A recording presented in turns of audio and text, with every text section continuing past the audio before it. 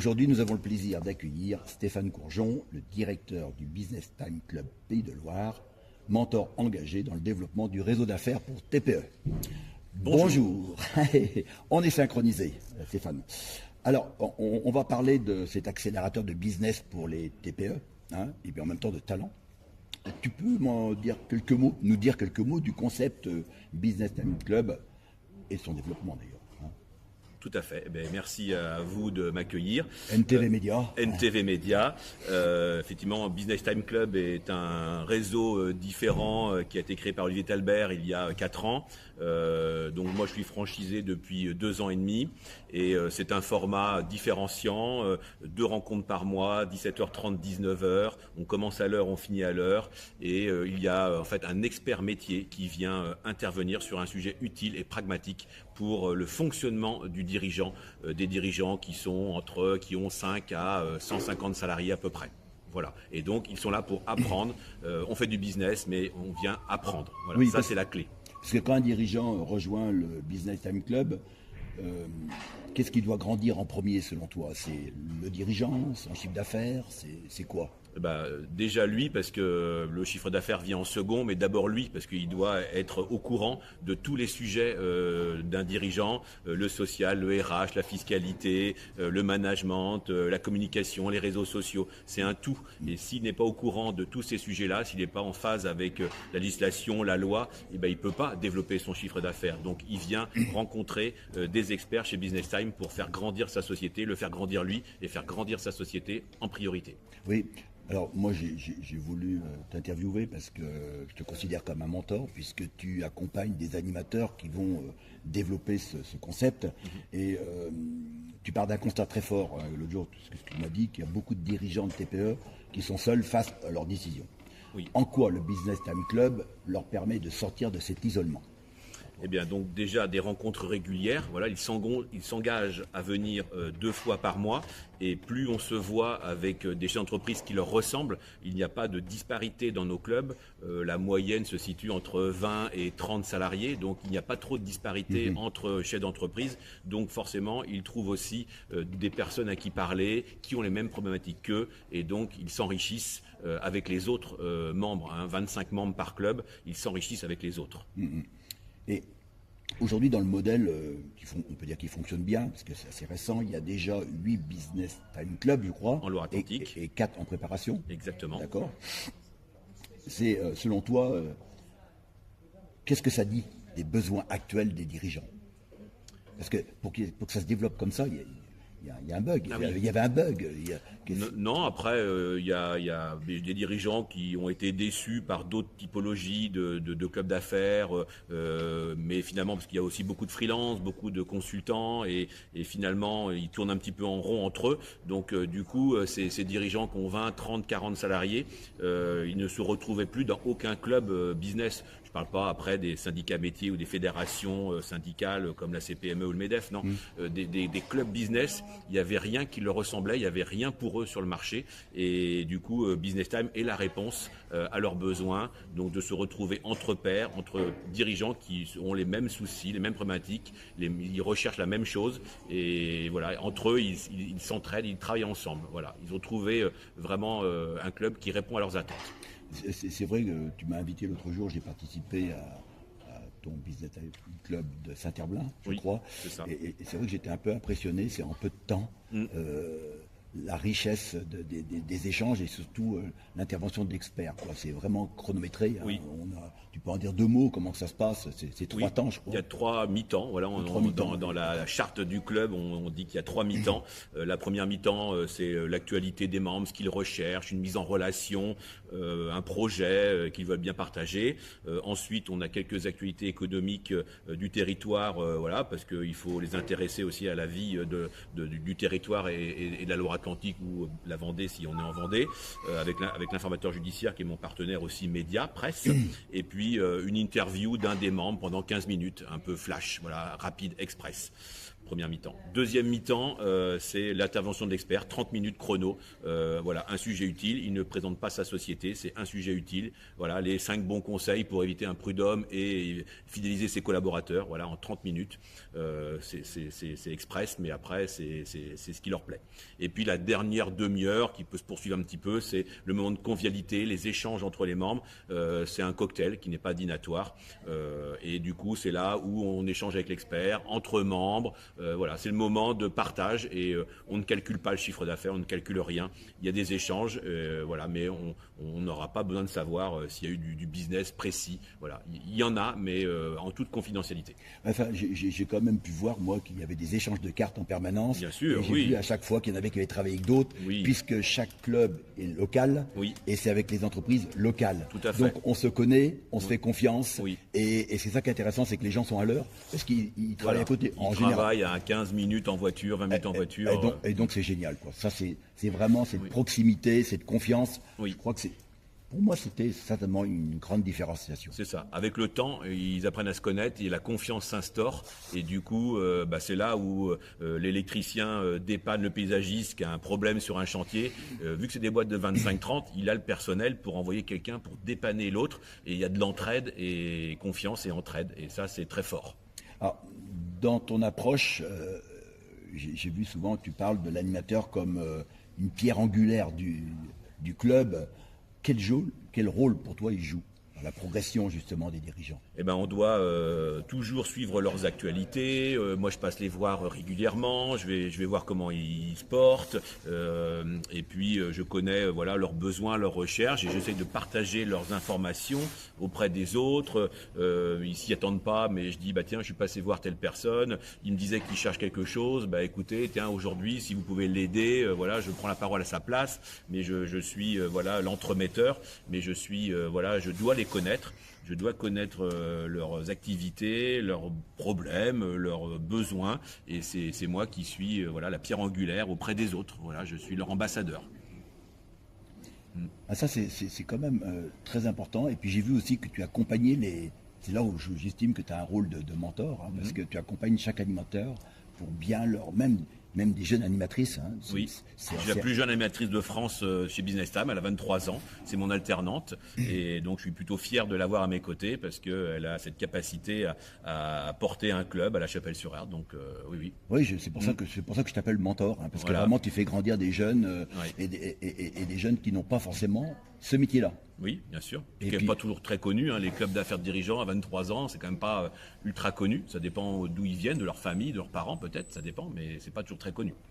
Et moi qui ai animé des clubs APM, Club Tilt et d'autres clubs, j'ai bien vu qu'elle avait déjà tout de suite la posture. Et les comportements. Donc bravo pour ça. Hein. Donc, merci. Je vois que tu insistes beaucoup sur le savoir-être, l'engagement, la confiance. Est-ce que pour toi, on peut faire grandir durablement une entreprise sans faire grandir le dirigeant qui la pilote? Parce que le but, quand même, c'est faire grandir le business, là, quand même. Oui, tout à fait. Est-ce qu'on peut arriver à faire grandir l'entreprise sans faire grandir le dirigeant? On peut faire grandir l'entreprise parce que on leur apporte des solutions. Si je prends l'exemple d'une société qui avait besoin de faire de la croissance externe, il ne savait pas auprès de qui, il fallait trouver le bon avocat, la bonne banque. Donc finalement, il était un peu perdu, il n'avait pas trop de réseau. Le dirigeant, il est toujours un peu enfermé dans son bureau parce qu'il est dans ses problématiques du quotidien. Et du coup, le côté grandir l'entreprise, oui, chez Business Time, parce que on a quand on choisit, on est sélectif chez Business Time, on choisit des dirigeants, des sociétés, une typologie, on ne prend pas le premier venu, on ne veut pas pour faire de l'argent, c'est pas du tout le sujet. Nous, on prend des dirigeants qui ont vraiment une capacité derrière et qui, on sait, pourront aider l'autre. Et ce dirigeant a réussi sa croissance externe grâce à l'avocat du club, une société de 42 salariés, grâce à la banque, partenaire aussi du club, une grosse structure nationale, et du coup, il y a eu cette confiance, ce lien, et du coup, il a gagné son dossier, il a réussi son dossier très vite grâce aux membres du club solidaires et des gens sérieux, de confiance. Et donc j'ai fait grandir cette entreprise. Il y en a d'autres, il y a d'autres exemples, mais voilà, grâce au club, on a réussi ce pari qui n'était pas gagné d'avance. Mais j'en suis plutôt aussi satisfait. Oui, je vais t'aider si tu veux. Hein. Si je peux me permettre, en tant que mentor optimiste. dans ce que j'ai vu, je trouve que le Business Time Club est une forme de mentorat croisé. C'est-à-dire qu'il y a les pairs, et chacun vient aider l'autre dans sa spécialité. Et en même temps, il y a une sorte de mentorat collectif. C'est un nouveau concept. Hein. Ça vient de sortir. On peut l'inventer. On peut l'inventer, quoi. Mais j'ai trouvé ça, c'est assez sensationnel parce que c'est quand même que des dirigeants.